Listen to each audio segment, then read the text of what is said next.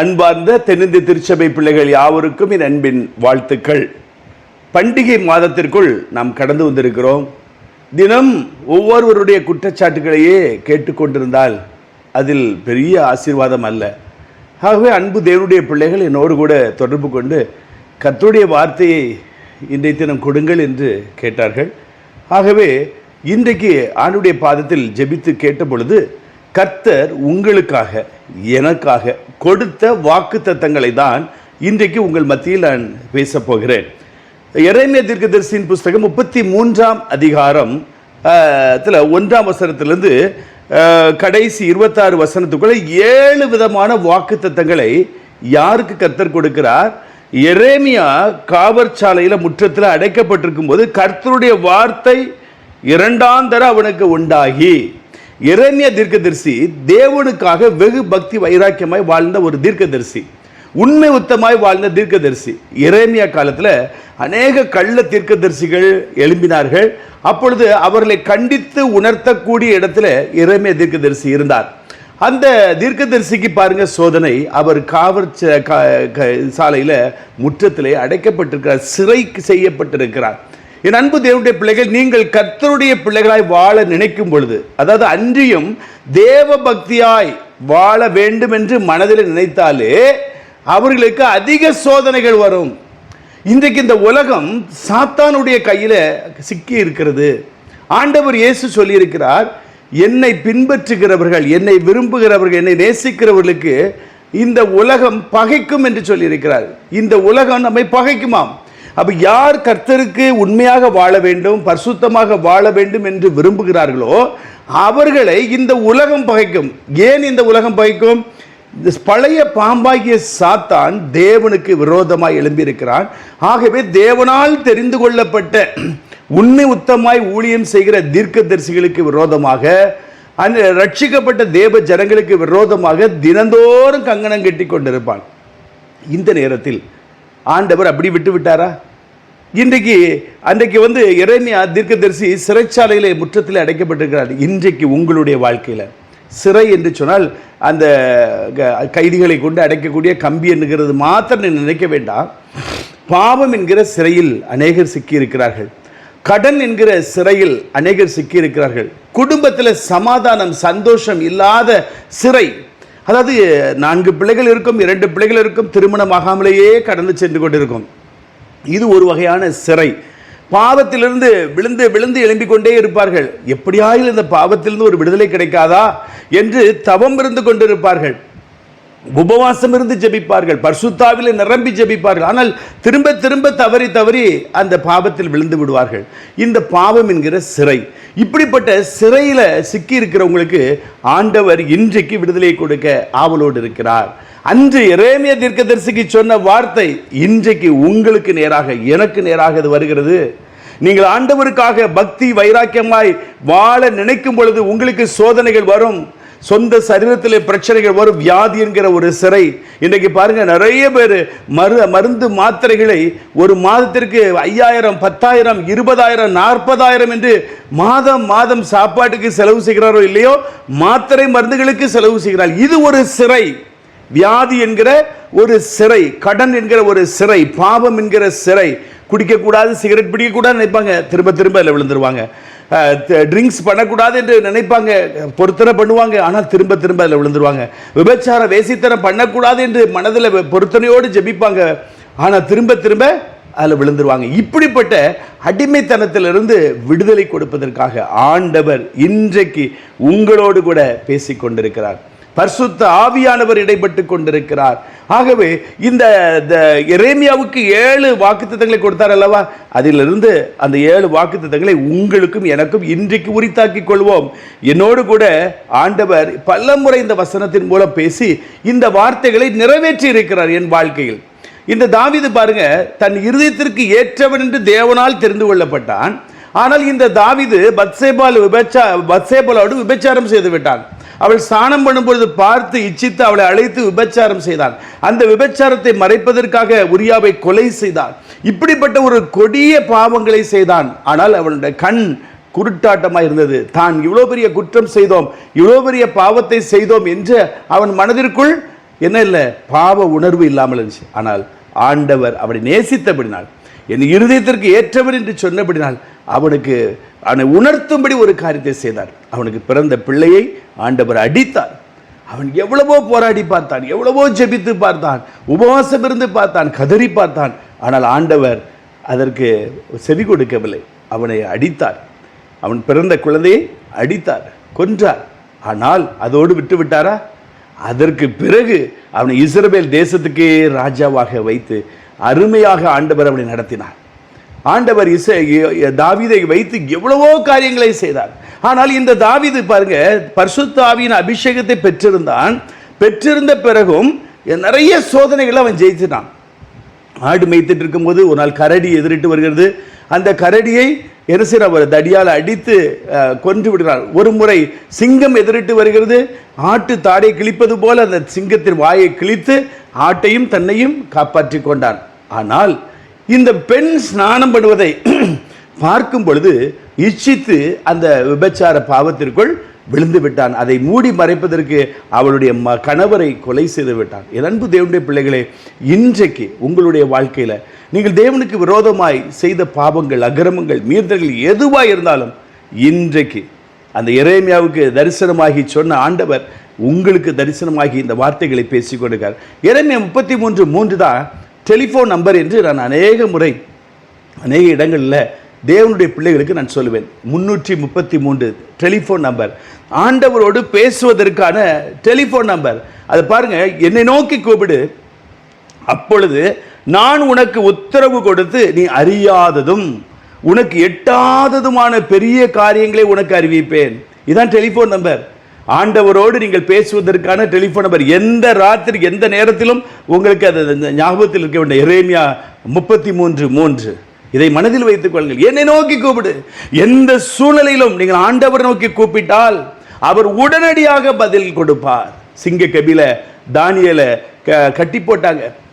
ஆண்டவர் அந்த நேரத்தில் அவன் ஆண்டவர் நோக்கி பார்க்கும் பொழுது சிங்க கபில வந்து ஆண்டவர் இறங்கினார், சிங்கத்தின் வாய்களை கட்டினார். உங்களுக்கு விரோதமாய் சிங்கம் போல எழும்பி நிற்கிற பொல்லாத மனிதர்களுக்கு மத்தியிலே ஆண்டவரை நோக்கி கூப்பிடுங்கள்.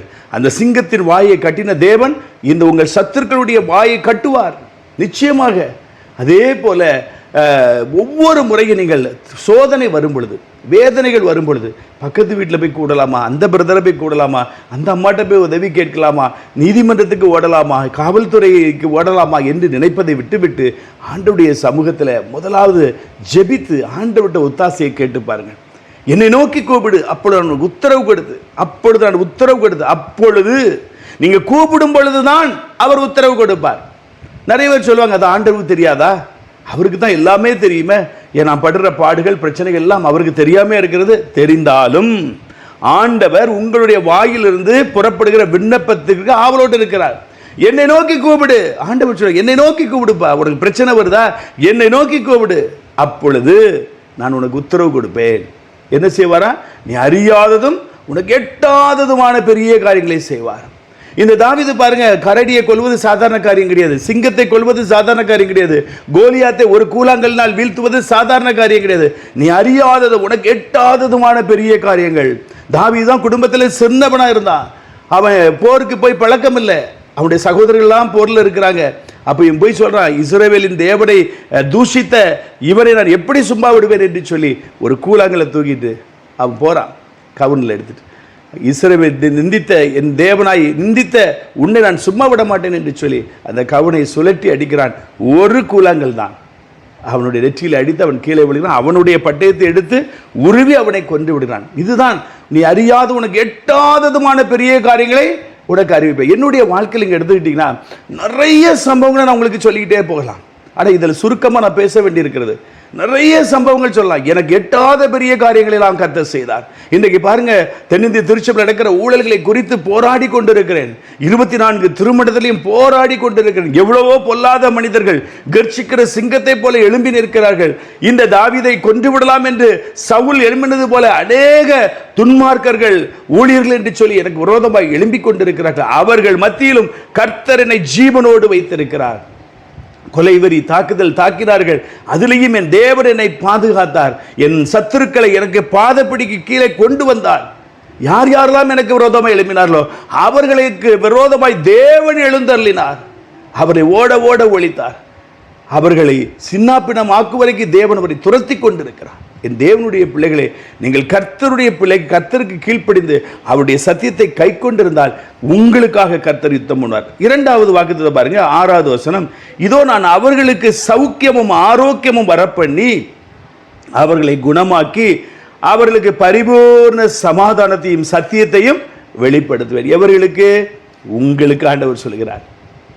கர்த்தரை தேடுகிறவர்களுக்கு, கர்த்தருக்கு பிரியமாய் வாழ்கிறவர்களுக்கு, அவருடைய சத்தியத்தை கை கொள்ளுகிறவர்களுக்கு, வேதத்தை நேசிக்கிறவர்களுக்கு ஆண்டவர் சொல்கிறார், நான் அவர்களுக்கு சௌக்கியமும் ஆரோக்கியமும். சௌக்கியம்னு என்ன? அந்த காலத்தில் கிராமத்து மக்கள்லாம் ஒரு லாங் டைமில் ஒருத்தரை சந்திக்கும் பொழுது, என்ன சௌக்கியமாக இருக்கீங்களா சார், சௌக்கியமாக இருக்கீங்களா என்று சொல்லுவாங்க. சௌக்கியம், நல்ல சௌக்கியம் என்று சொன்னால் எல்லாம் திவ்யமாக, அதாவது சாப்பாடு, உடை, இருப்பிடம் மற்றும் பிள்ளைகளுடைய காரியம், குடும்பத்தில் எல்லாம் சௌக்கியமாக இருக்குதா? அப்போ ஆண்டவர் சொல்கிறாரு, இன்றைக்கு சௌக்கியம் இல்லாமல் இருந்தீங்கன்னா ஆண்டவர் சொல்ல உங்களுக்கு சௌக்கியத்தையும் ஆரோக்கியத்தையும் வரப்பண்ணி அவர்களை குணமாக்கி அவளுக்கு பரிபூர்ண சமாதானத்தை அளிச்சவன்.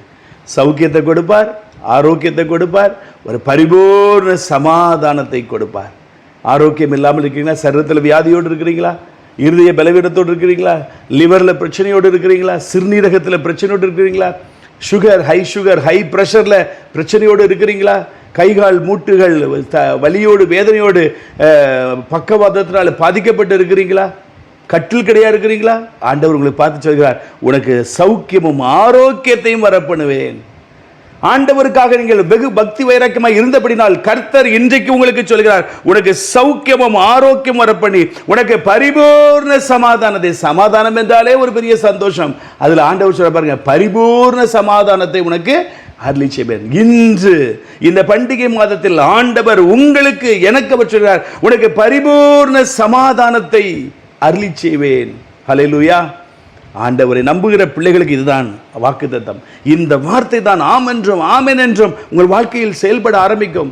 இந்த வார்த்தைகள் 7 முறை உருக்கி புடமிடப்பட்ட வெள்ளிக்கு ஒப்பான சுத்த சொற்கள். இந்த வார்த்தை என்னுடைய வாயிலிருந்து வருகிறது என்றால் அது தேவனுடைய வாயிலிருந்து வருகிறது. அன்று எரேமியா தீர்க்கதரிசிக்கு உரைக்கப்பட்ட தீர்க்கதரிசன வார்த்தை இன்று என் மூலம் உங்களுக்கும் எனக்கும் உரித்தாகிறது. ஆகவே கருத்தோடு இந்த வாக்குத்தத்தங்களை பிடித்து நீங்கள் ஜெபித்து பாருங்கள். இந்த மாதத்தில், இந்த நாளிலே கர்த்தர் உங்களுக்கு அற்புதம் செய்வார். 3வதாக, நான் யூதாவின் சிறையிருப்பையும் இஸ்ரவேலின் சிறையிருப்பையும் திருப்பி முன் இருந்தது போல அவர்களை கட்டுவிப்பேன். ஹல்லேலூயா. யூதா, இஸ்ரவேல். இஸ்ரவேல் யாரு? தேவ ஜனங்கள், தேவனுக்கு பயப்படுகிறவர்கள். யூதானா யாரு? ஆண்டவரை துதித்துக் கொண்டே இருக்கிறவர்கள். நீங்கள் கர்த்தரை துதித்துக் கொண்டு ஆண்டவருடைய பிள்ளைகளாய் இருக்கும் பொழுது ஆண்டவர் சொல்கிறார், உன் சிறையிருப்பை திருப்புவேன். நீங்க எதிலெல்லாம் சிறைப்பட்டு இருக்கலாம் அதில் திருப்புவேன். கடன் என்கின்ற சிறை, வியாதி என்கின்ற சிறை, பாவம் என்கின்ற சிறை, கோபம், எரிச்சல், மூர்க்கம் என்கின்ற சிறை, குடும்பத்தில் சமாதானம் இல்லாத சிறை, எந்த வகையான சிறையில் இருந்தாலும் ஆண்டவர் உங்களை திருப்புவேன் என்று சொல்கிறார். நான் யூதாவின் சிறையிருப்பையும் இஸ்ரவேலின் சிறையிருப்பையும் திருப்பி முன் இருந்தது போல கட்டு வைப்பேன். முன் இருந்தது போல. ஒருவேளை உங்கள் வாழ்க்கை சீர்குலைந்து போய் இருக்கிறதா? 4 பேர் உங்களை கேவலமாய் பேசுகிற அளவிற்கு நீங்கள் வெட்கத்தின் மத்தியிலே, அவமானத்தின் மத்தியிலே சோர்ந்து போய் இருக்கிறீர்களா? ஆண்டவர் சொல்ற, முன் இருந்தது போல் உங்களை கட்டுவேன். முன் இருந்தது போல் உங்கள் வாழ்க்கையை பிரகாசிக்க செய்வார். இன்றைக்கு உங்கள் வாழ்க்கை துக்கத்தோடு இருக்கலாம். நீங்கள் முன் இருந்தது போல. சிலவங்க சொல்லுவாங்க வாழ்ந்து கெட்ட குடும்பம் என்று சொல்லி. அப்படி உங்களை யாராவது சொல்லுகிறாங்களா? உங்கள் பெற்றோர்கள் இல்லை உங்களுடைய முற்பிதாக்கள் செல்வ சீமானாய் வாழ்ந்து இருந்திருப்பார்கள். அன்றைக்கு அவர்கள் பெரிய ஐஸ்வர்யமானாய் இருந்திருப்பார்கள். இன்றைக்கு நீங்கள் தரித்திரத்திலே வாடிக்கொண்டிருக்கிறீர்களா? உங்களை ஆண்டவர் சொல்கிறார், உன் சிறையிருப்பெல்லாம் திருப்பி உன்னை முன் இருந்தது போல உன்னை ஆக்குவேன். உன் முற்பிதாக்கள் இருந்தது போல உன்னை ஐஸ்வர்யத்திலும் கனத்திலும் மகிமையிலும் நான் உயர்த்துவேன் என்று கர்த்தர் வாக்குத்தத்தம் பண்ணுகிறார். இந்த வாக்குத்தத்தத்தை நீங்கள் உறுதியாக பற்றிக் கொள்ளுங்கள். நிச்சயமாக கர்த்தர் உங்களை விடுவிப்பார். 4வதாக, அவர்கள் எனக்கு விரோதமாய் குற்றம் செய்து எனக்கு விரோதமாய் துரோகம் பண்ணின அவருடைய எல்லா அக்கிரமங்களையும் மன்னிப்பேன் என்று ஆண்டவர் சொல்கிறார். நீங்கள் ஆண்டவருக்கு விரோதமாய் செய்த துரோகங்கள், அக்கிரமங்கள், மீறுதல்கள், பாவங்கள் எல்லாவற்றையும் ஆண்டவர் இன்றைக்கு உங்களுக்கு மன்னிப்பேன் என்று சொல்லுகிறார். எவ்வளோ பெரிய சந்தோஷமான காரியம்! இந்த உலகத்தில் வேற ஒன்றுமே உங்களுக்கு பெரிய சந்தோஷத்தை கொடுக்காதுங்க. ஒரு மனிதன் பாவத்திலே வாழ்ந்து கொண்டு அவனுக்கு ஒரு விமோசனம் கிடைக்காம தான் இன்றைக்கு திருச்செந்தூர் முருகன் கோயில் என்று சொல்லி போறாங்க, ஐயப்பன் கோயில் என்று மலைகளை தேடி ஓடுகிறார்கள். எதற்கு? அவர்கள் பாவத்திலிருந்து விடுதலை பெற வேண்டும், அவர்களுக்கு சமாதானம் உண்டாக வேண்டும், அவருடைய குடும்பத்தில் ஆரோக்கியம் வர வேண்டும் என்பதற்காக 60 கிலோமீட்டர் 70 கிலோமீட்டர் பாத யாத்திரை செல்கிறார்கள், மலையை தேடி போகிறார்கள். எப்படியாக ஒரு விடுதலை கிடைக்காதா, எப்படியாக எங்கள் குடும்ப பாவங்கள் தீராதா என்று சொல்லி. ஆனால் இன்றைக்கு ஆண்டவர் உங்களை தேடி வந்து சொல்கிறார், உன் அக்கிரமங்கள், உன் பாவங்கள், உன் மீறுதல்கள் எல்லாவற்றையும் உனக்கு மன்னிப்பேன். இது கர்த்தருடைய வாய் சொல்கிறது, நான் சொல்லவில்லை. எனக்கும் சேர்த்துதான். நானும் ஆண்டவருக்கு விரோதமாய் செய்கிற தவறுகள், பாவங்கள் எதுவாக இருந்தாலும் ஆண்டவர் உனக்கு மன்னிப்பேன் என்று சொல்றார். மன்னிக்கிறதில் தயவுபெருத்த தேவன் நம்முடைய தேவன், மன்னிக்கிறதில் தயவுபெருத்த தேவன். ஆனால் இதையே சாக்காக வைத்துக்கொண்டு நாம் மீறுதலோடு வாழக்கூடாது. இன்றைக்கு பாருங்க, எங்களுக்கு 2 பேர் செக்கு கொடுத்து எங்களை ஏமாற்றினார்கள். அது நிமித்தம் நாங்கள் எவ்வளவோ முயற்சி எடுத்து பார்த்தோம், ஆனால் அவர்கள் எங்களுக்கு திருப்பி அந்த பணத்தை கொடுக்கவில்லை, எங்களை அலக்கழித்து கொண்டிருந்தார்கள். ஆகவே வழி இல்லாமல் நீதிமன்றத்திற்கு அந்த வழக்கை கொண்டு செல்லும் பொழுது அங்கு பாருங்க, கூப்பிடும் பொழுது ஒரே டேவிட் ஆசீர்வாதம் ஜான்சன் என்று சொல்லி கிறிஸ்தவ பெயராய் வருவதை நான் பார்த்து கொண்டிருக்கேன். எவ்வளவு பெரிய தவறு பாருங்க. இன்னைக்கு செக்கு மோசடியில் பார்த்தீங்கன்னா அவ்வளோ கிறிஸ்தவ பெயராக வருது. அப்போ இப்படி ஆண்டவர் மன்னிக்கிற தேவன், அவர் தயபெருத்த தேவன் என்று சொல்லி துடிகரமாய் திரும்ப திரும்ப நாம் பாவம் செய்து கொண்டிருந்தால் ஆண்டவருடைய நாமம் தூஷிக்கப்படுகிறது. அது மாத்திரமல்ல, உங்களுக்கு ஆசீர்வாதத்துக்கு பதிலாக சாபம் வரும். ஆனால் ஆண்டவருடைய சமூகத்தில் உங்கள் பாவத்தை நீங்கள் அறிக்கை செய்யும் பொழுது ஆண்டவர் சொல்கிறார், என்ன சொல்கிறார்? உன் பாவங்கள், அக்கிரமங்கள், மீறுதல்களை நான் உனக்கு மன்னிப்பேன். இன்றைக்கு அவர் மன்னிப்பார். திரும்ப திரும்ப திரும்ப திரும்ப உள்ள விழுந்து விழுந்து எழும்புவதை ஆண்டவர் விரும்பவில்லை. ஒரு ஆட்டுக்குட்டி ஒரு சேற்றில் விழுந்து விட்டால் அது தன்னுடைய உடம்பில் ஒட்டி கொண்டிருக்கிற எல்லா அசுத்தங்களையும் ஒரு உதறிவிட்டு மறுபடியும் அது சுத்தமாக முயற்சிக்கும். ஆனால் பன்றிக்குட்டி நரகளுக்குள்ள சாக்கடைக்குள்ள தான் அது வாழும்.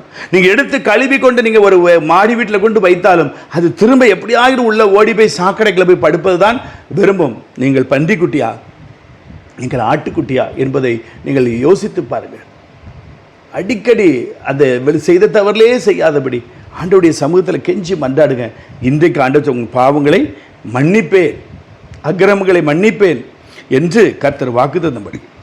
5ஆவதாக 14ஆம் வசனம், இதோ நாட்கள் வரும் என்று கர்த்தர் சொல்லுகிறார், அப்பொழுது நான் இஸ்ரவேல் குடும்பத்திற்கும் யூதாவின் குடும்பத்திற்கும் சொன்ன நல் வார்த்தைகளை நிறைவேற்றுவேன். இதோ நாட்கள் வரும் என்று கர்த்தர் சொல்லுகிறார்.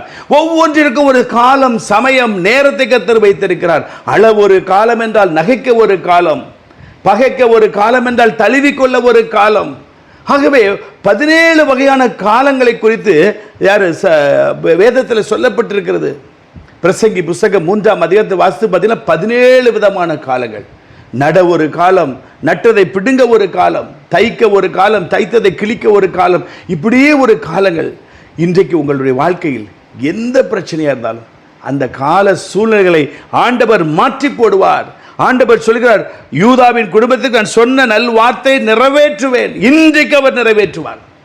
உங்களுக்கு பல ஆண்டுகளுக்கு முன்பாக நிறைய வாக்குத்தத்தங்கள் மூலம் கர்த்தர்களோடு பேசியிருக்கலாம், அநேக தீர்க்கதரிசிகள் மூலம் கர்த்தர்களோடு பேசியிருக்கலாம். நீங்கள் வேதத்தை வாசிக்கும் பொழுது புத்தாண்டுகளிலே வாக்குத்தத்தங்கள் மூலம் கர்த்தர்களோடு பேசியிருக்கலாம்.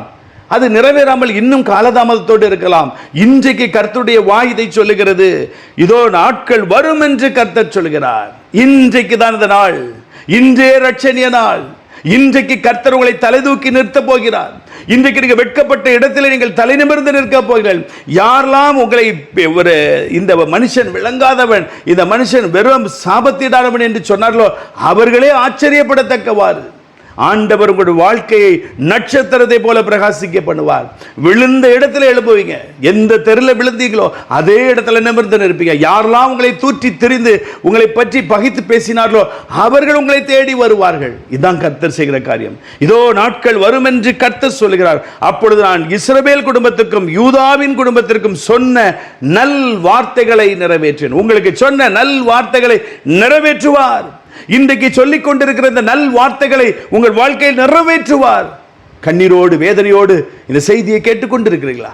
என் அன்பு தேவனுடைய பிள்ளைகளே, ஆண்டவர் இயேசு கிறிஸ்து இன்று உங்கள் மத்தியில் இறங்கி வந்திருக்கிறார். உங்கள் அருகில் இருக்கிறார். அவர்தான் உங்களோடு கூட பேசிக் கொண்டிருக்கிறார். அவர் சொல்கிறார், நான் முன் இருந்தது போல உன்னை வாழ வைப்பேன். இதோ நாட்கள் வரும் என்று கர்த்தர் சொல்கிறார். இஸ்ரவேல் குடும்பத்துக்கும் யூதா குடும்பத்திற்கும் நான் சொன்ன நல் வார்த்தைகளை நிறைவேற்றுவேன். நீங்கள் இஸ்ரவேல் குடும்பத்தார இருக்கிறீங்களா? நீங்கள் யூதா குடும்பத்தார இருக்கீங்களா? ஆண்டவரை துதித்து கொண்டே இருங்க. நீங்கள் துதித்து கொண்டே இருந்தால் நீங்கள் தான் யூதா. நீங்கள் ரட்சிக்கப்பட்ட தேவ ஜனமாய் பரிசுத்தமுள்ள ஜனமாய் இருந்தால் நீங்கள் தான் இஸ்ரவேலர்.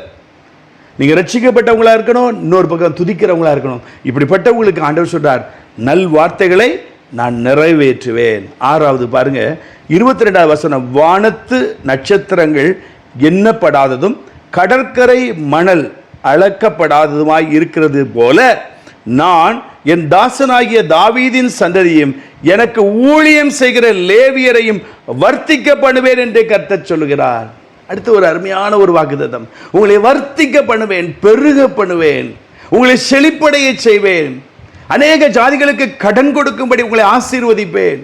அதான் வர்த்திக்க பண்ணுவேன். என்ன சொல்றார்? வானத்து நட்சத்திரங்களைப் போல கடற்கரை மணலத்தனையாய் என் தாசனாகிய தாவீதின் சந்ததியை எனக்கு ஊழியம் செய்கிற லேவியரையும் வர்த்திக்கப்படுவேன். தாசனாகிய தாவீதின் சந்ததி, எனக்கு ஊழியம் செய்கிற லேவியரின் சந்ததி. நீங்கள் யாராக இருக்கிறீர்கள்? நீங்கள் கர்த்தருக்கு பயப்படுகிறவர்களாக இருந்தால் தாவீதின் சந்ததி, ஊழியம் செய்வதாக இருந்தால் லேவியின் சந்ததி. ஆண்டவர் சொல்றார், என் தாவீதின் சந்ததியையும் எனக்கு ஊழியம் செய்கிற லேவியரையும் வர்த்திக்க பண்ணுவேன் என்று கர்த்தர் சொல்கிறார்.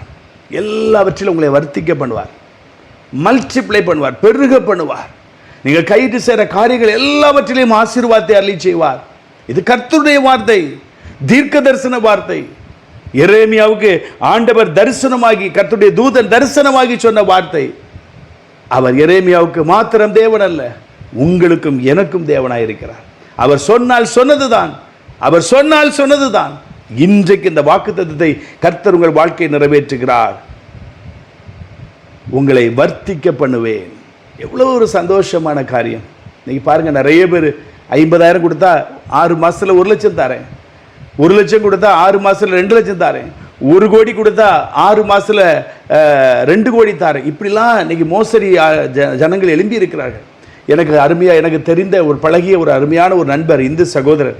அவர் பாருங்க, 3 கோடி ரூபாய் அங்கங்கு கடன் வாங்கி, ஒரு கிறிஸ்தவ சகோதரர், ஒரு பெந்தேகோஸ்தே சபைக்கு போகக்கூடிய ஒரு சகோதரன், அவர் மல்டிப்ளை பண்ணி தரேன், 6 மாதம் நான் ரியல் எஸ்டேட்டில் போட்டு மல்டிப்ளை பண்ணி பெருக பண்ணி உனக்கு தருவேன் என்று சொல்ல, அவர் ஒரு இந்து சகோதரன் பக்கத்தில் தெரிஞ்சவங்க எல்லாத்தையும் கடன் வாங்கி 3 கோடி ரூபாயை கொண்டு கொடுத்தார்.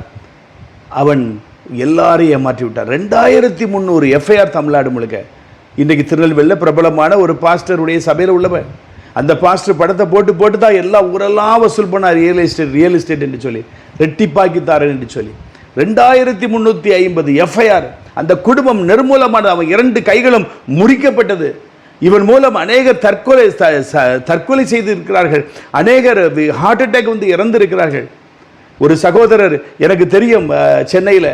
அவர் என்னை பார்த்து சொன்னார், உங்கள் ஊருக்காரர் தான் என்னை ஏமாற்றிட்டாரு, உங்கள் பாஸ்டர் தான் அவருக்கு எல்லாத்துக்கும் காரணம், அவருக்கு வீடு கட்டி காத்தாருன்னு சொல்லி அந்த வீட்டுக்கு இன்டீரியர் டெக்கரேஷன் 35 லட்சம் ரூபா என் மகன் போய் செய்தான். இன்று வரைக்கும் 1 ரூபா கூட கொடுக்கவில்லை. நாங்கள் வேதனையோடு இருக்கிறோம். திருநெல்வேலியில் பிரபலமான பாஸ்டர் நம்பர் 2ல் இருக்கிறார். ஆனால் அவர் படத்தை போட்டு தான் அவருக்கு ஃப்ளைட் டிக்கெட்டு போட, அவருக்கு லாட்ஜி, ஒரு நாளைக்கு தங்குவதற்கு 35,000 லாட்ஜி போட, அவருடைய ட்ரஸ்ட் பேரில் 50,000 பிளாட்டுகளை பத்திரப்பதிவு பண்ண, எல்லாம் அந்த பாஸ்டர் சேர்ந்து இவ்வளோ தவறுகள் செய்தார்கள். இன்றைக்கு என்னுடைய நண்பர், அவர் பெயரை சொல்ல விரும்பவில்லை, அவரும் இதை செய்தியை கேட்டுக்கொண்டிருக்கலாம், கண்ணீரோடு இருக்கிறார். குடும்பம் நிர்மூலமாகிவிட்டது. 2 பெண் பிள்ளைகள் திருமணம் செய்து கொடுப்பதற்கு வழி இல்லை, எல்லாவற்றையும் இழந்து விட்டார். என் அன்பு தேவனுடைய பிள்ளைகளே, குறுக்கு வழியில் நீங்கள் பெருக பண்ணுவேன் என்று யாராலும் சொன்னால் நீங்கள் நம்பாதீர்கள். இன்றைக்கு சொல்லுகிறது தேவன் சொல்லுகிறார், உன்னை வர்த்திக்க பண்ணுவேன், உன்னை பெருக பண்ணுவேன் என்று கர்த்தர் சொல்கிறார். குறுக்கு வழியில் போகாதீங்க. குறுக்கு வழியில் பணக்காரன் ஆக வேண்டும் என்று விரும்பாதீங்க. அது பாவம், அது சாபம், அது உயிரை உரிந்துவிடும். ஆனால் தேவன் சொல்கிறார், உன்னை வர்த்திக்க பண்ணுவேன். கடைசியாக 7வது வாக்குத்தத்தம் பாருங்க, 26வது வசனத்தில் ஆண்டவர் சொல்றார், நான் அவருடைய சிறையிருப்பை நான் திருப்பி அவர்களுக்கு இறங்குவேன் என்று கர்த்தர் சொல்கிறார். கடைசி என்ன சொல்றாரு? ஆண்டவர் உங்கள் மீது இறங்குவேன், இறக்கப்படுவேன். இன்றைக்கு நீங்கள் கைவிடப்பட்டது போல இருக்கலாம். ஐயோ, நான் அங்கே கூட்டத்துக்கு போனேன், இங்கே கூட்டத்துக்கு போனேன், அங்கே போய் ஜெபித்து பார்த்தேன், உபவாசம் இருந்து பார்த்தேன், 40 நாள் உபவாசம் இருந்து பார்த்தேன், எனக்கு இறக்கமே கிடைக்கலையே, ஆண்டவர் கல்லெஞ்சி போல் ஆயிட்டாரு. ஒரு சம்பவத்தை நான் உங்களுக்கு சொல்லுகிறேன். ஒரு சகோதரர், ஒரு கத்தோலிக்க சகோதரர், அவர் மருந்து குடித்து இறந்து விட்டார், தற்கொலை செய்து விட்டார். அவர்களுடைய மகள் 2 பிள்ளைகள், திருமணமாகாத வாலிப பிள்ளைகள் வந்து அந்த அடக்கம் பண்ணுகிற இடத்துல ஓ என்று கதறி அழுகிறார்கள். கடவுளே, உனக்கு கண்ணு இல்லையா, உனக்கு இறக்கம் இல்லையா என்று சொல்லி. ஆனால் அவர் செய்தது தவறான ஒரு காரியம், தற்கொலை செய்து விட்டார். அவர்கள் கத்தோலிக்க மார்க்கத்தில் அது சரியான சத்தியம் அவருக்கு போய் சேராதனால ஆண்டவரை குற்றப்படுத்துகிறார்கள். ஆண்டவரை குற்றப்படுத்துகிறார்கள். உனக்கு இரக்கம் இல்லையா, உனக்கு கண்ணு இல்லையா, உனக்கு நாங்கள் என்னெல்லாம் ஜெபம் பண்ணோம், என்னெல்லாம் பண்ணோம், என் அப்பாவை கொண்டு விட்டியே என்று சொல்லி. என் அன்பு தேவனே, அப்படிலாம் நம்ம சொல்லக்கூடாது. யோபு சொன்னார், கர்த்தர் கொடுத்தார், கர்த்தர் எடுத்தார், கர்த்தருடைய நாமத்துக்கு சோஸ்திரம் என்று சொன்னார். ஆனால் தற்கொலை செய்வது ஒரு பெரிய பாவம். அதற்கு மன்னிப்பும் கிடையாது, விமோசனமும் கிடையாது. தற்கொலை செய்யவே கூடாது. எந்த பிரச்சனை வந்தாலும் வருத்தப்பட்டு பாரம் சுமந்து எல்லாரும் இடத்திற்கு வாருங்கள், நான் உங்களுக்கு இளைப்பாறுதல் தருவேன் என்று ஆண்டவர் சொல்லி இருக்கும் பொழுது நாம் ஏன் தற்கொலை செய்ய வேண்டும்? நம்முடைய பாரத்தை ஆண்டுடைய சமூகத்தில் இறக்கி வைக்க வேண்டும். அந்த சகோதரருக்கு, அந்த சகோதரிக்கு அந்த அனுபவம் தெரியவில்லை. ஆகவே கதறி அழுதார்கள். என் அன்பு தேவனுடைய பிள்ளைகளே, இப்படிப்பட்ட நெருக்கத்தின் பாதையில் 25 வருஷமா, 35 வருஷமா, 55 வருஷமா கடன் கடன் கடன், தருத்திரம், ஐயோ வீட்டில் ஒன்றுமே இல்லை, எல்லாமே குறைவுபட்டு இருக்கிறது, எங்கெல்லாமோ ஜெபித்து பார்த்தேன், எப்படிலாமோ ஜெபித்து பார்த்தேன், ஒன்றுமே விடுதலை கிடைக்கவில்லை என்று புலம்புகிறீர்களா? ஆண்டவர் உங்கள் சொல்கிறார், உங்கள் சிறையிருப்பை திருப்பி உங்களுக்கு இறங்குவேன் என்று கர்த்தர் சொல்கிறார். நான் சொல்லலை, எரேமியா தீர்க்கதரிசி சொல்லலை. எரேமியாவுக்கு சொன்னதை இன்றைக்கு ஆண்டவர் உங்களுக்கு சொல்கிறார், உங்களை இறங்குவேன். குழந்தை இல்லாமல் இருக்கிறீர்களா? ஆண்டவர் இறங்குவார். இன்றைக்கு 20 வருஷம், 15 வருஷம், 10 வருஷம், 7 வருஷம், 5 வருஷம் காத்திருந்து சோர்ந்து போயிருக்கிறீங்களா? ஆண்டவர் உங்களுக்கு இறங்குவார். இன்றைக்கு இறங்குவார். கடன் பிரச்சனை தீரும், இன்றைக்கு இறங்குவார். பாவ நெடுங்காலமாய் காத்திருத்தல் இருதயத்தை இழைக்கப்படும். விரும்பினது வரும் பொழுதோ அது ஜீவ விருட்சம் போல இருக்கும். நீங்கள் நெடுங்காலமாய் காத்திருந்து சோர்ந்து போயிருக்கிறீர்களா? இன்றைக்கு விரும்புகிற அந்த நன்மையை இன்றைக்கு இப்பொழுது நான் ஜெபிக்க போகிறேன், இப்பொழுதே அள்ளி செய்வார். ஜெபிக்கலாமா? யாவர் கண்களை மூடி ஆண்டவருடைய சமூகத்திலே நாம் காத்திருப்போம். அன்பும் இரக்கமுள்ள எங்கள் பரலோக பிதாவே, இந்த நேரத்தில் இந்த சத்தத்தை கேட்டுக்கொண்டிருக்கிற அன்பு சகோதர சகோதரிகளுக்கு நீர் மனம் இறங்குவீராக. ஆண்டவரே, அன்று எரேமியா தீர்க்கதரிசிக்கு நீ சொன்னீர், நான் உனக்கு இறங்குவேன் என்று சொன்னீர். இன்றைக்கு உடைய பிள்ளைகளுக்கு நீர் இறங்குவீராக. ஒரு விசை நீர் இரக்கம் செய்யும் ஆண்டவரே. போதும் கர்த்தாவே, போதும் ஆண்டவரே. இவர்கள் பட்ட பாடுகள், வேதனைகள், சஞ்சலங்கள், வறுமை எல்லாம் போதும் ஆண்டவரே. விழுந்து விழுந்து எழும்புகிற அந்த பாவ பழக்க வழக்கத்திலிருந்து இயேசுவின் நாமத்திலே ஒரு விடுதலை உண்டாவதாக. கடன் பிரச்சனை என்கிற அந்த விஷ பாம்பு போல தீண்டிக் கொண்டிருக்கிற அந்த கடன் பிரச்சனையிலிருந்து, தரித்திரத்திலிருந்து இயேசுவின் நாமத்திலே ஒரு விடுதலை உண்டாவதாக. குழந்தை இல்லையே என்று வேதனையோடு புலம்பி ஜெபித்து 7 வருடம், 10 வருடம், 17 வருடம், 20 வருடமாய் காத்திருக்கிறவர் யாராக இருந்தாலும் என் தேவனுடைய கரம் இப்பொழுது அற்புதத்தை செய்வதாக. அன்னாளுக்கு இறங்கின கர்த்தர், சாராளுக்கு இறங்கின கர்த்தர் இப்பொழுது கண்ணீரோடு ஜெபிக்கிற பிள்ளைகளுக்கு நீர் இறங்குவீராக. நான் சமீபத்திற்கு மாத்திரமா தேவன், நான் தூரத்திற்கும் தேவன் என்று சொன்னீரே. இப்பொழுது ஜெபிக்கிறவர்கள் எங்கெங்க இருந்தாலும், எந்த தேசத்தில் இருந்தாலும் உம்முடைய ஆசீர்வாதிக்கும் கரம், உம்முடைய தழும்புள்ள கரம் உம்முடைய பிள்ளைகளுடைய சிரசிலே இறங்குவதாக. கர்ப்பத்தின் மேல் உம்முடைய கரம் அமருவதாக. அடைக்கப்பட்ட கர்ப்பம் திறக்கப்படுவதாக இயேசுவின் நாமத்தினால். இன்றைக்கே கர்ப்பம் தரிக்கப்படுவதாக. ஆசீர்வாதமான ஒரு குழந்தையை பெற்றெடுக்க நீர் கிருபை கொடுப்பீராக. எல்லா வியாதி கட்டுகளும் அறுக்கப்படுவதாக. கட்டிலே கிடையாயிருக்கிற ஒவ்வொருவர் மீதும் தேவனுடைய தழும்புள்ள கரம் அமருவதாக. என் தழும்புகளால் நீங்கள் குணமாகிறீர்கள் என்ற வாக்குத்தத்தம் ஆமென்றும் ஆமென் என்றும் இப்பொழுது வெளிப்படுவதாக. நீர் என கொடுத்த 9 வரங்களும் இயேசுவின் நாமத்தினால் இந்த ஜெபத்திலே பங்கு பெறுகிற ஒவ்வொரு மீதும் நான் இறக்குகிறேன். இலவசமாய் பெற்ற அந்த வரத்தை இப்பொழுது இலவசமாய் நான் கொடுக்கிறேன் ஆண்டவரே. அவர்கள் கட்டில் கிடையா இருந்தால் இப்பொழுது கைதூக்கி எடுப்பீராக ஆண்டவரே. ஒரு அற்புத சுகத்தை கொடுப்பீராக. மருத்துவரால் கைவிடப்பட்டு மருத்துவமனையில் இருக்கிறவர்களாக இருந்தாலும், வீட்டிலே இருந்தாலும் என் தேவனுடைய கரம் அற்புதத்தை செய்வதாக. கேன்சர்ல 4 ஸ்டேஜ் வந்து விட்டது, இனி பிழைக்க மாட்டாய் என்று மருத்துவர் சொன்னாலும் என் தேவனுடைய கரம் இப்பொழுது அவர்களுக்கு சுகத்தை கொடுப்பதாக. மரண கட்டுகள் அறுக்கப்படுவதாக. பாவ கட்டுகள் அறுக்கப்படுவதாக. சாபத்தின் கூர் முறிக்கப்படுவதாக. வறுமை மாறட்டும். எல்லா தரித்திரங்களும் மறைந்து போகட்டும் அப்பா. என் தேவனுடைய கரமுடைய பிள்ளைகள் ஒவ்வொருவரையும் தொட்டு ஆசீர்வதிப்பதாக. ஒவ்வொருவரையும் அணைத்து முத்தமிடுவீராக. இன்றைக்கு இந்த கொடுத்த 7 வாக்குறுதிகளையும் என் தேவனுடைய கரம் இப்பொழுது ஒவ்வொரு பிள்ளைகளுக்கும் அருளி செய்வதாக. இந்த வார்த்தைகள் ஆமென்றும் ஆமென் என்றும் உள்ளவைகள். அவைகள் நீ சொன்னால் சொன்னதான் ஆண்டவரே. இன்றைக்கு இப்பொழுது இந்த அற்புதத்தை செய்வதற்காக, செய்து விட்டதற்காக உமக்கு கோடானு கோடி நன்றி, கோடானு கோடி நன்றி. இயேசுவின் நாமத்திலே ஜெபிக்கிறோம் நல்ல பிதாவே, ஆமென், ஆமென். என் அன்பு தேவனுடைய பிள்ளைகளே, நீங்கள் ஜெபித்திருக்கிறீர்கள். கர்த்தர் உங்களுக்கு அற்புதத்தை செய்து விட்டார். ஆண்டவருக்கு நன்றி மாத்திரம் செலுத்துங்கள். விசுவாசத்தோடு அறிக்கை செய்யுங்கள். பெரிய ஆசீர்வாதத்தை நீங்கள் பெற்றுக்கொள்ளுங்க. மனதுக்குள்ள நான் பரிபூர்ணமாய் நான் விசுவாசிக்கிறேன். தேவனுடைய கிரியை வெளிப்பட்டதை நான் ஆத்மீகமாய் அதை உணர்கிறேன். இன்றைக்கு ஆண்டவர் அற்புதத்தை செய்து விட்டார். கவலைப்படாதிருங்கள். மீண்டும் நல்ல செய்தியோடு உங்களை சந்திக்கும் வரை தேவ கிருபை உங்களோடு இருப்பதாக. God bless you.